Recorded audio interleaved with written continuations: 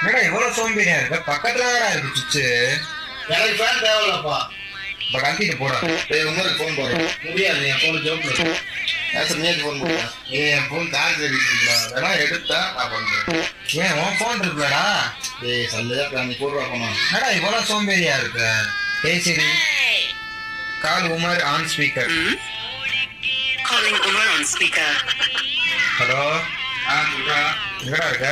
தைரியல நீ வாட, ஒரு முக்கியமான விஷயம்டா. என்னடா அந்த வேலை மட்டும் போட்டு விடுறா. இதுக்காடா கூப்பிட்டீங்க? நான் கூட என்னமா ஏதாவது நினைச்சேன்டா. கிளம்புறேன்டா. இங்க வாடா, எங்க போற?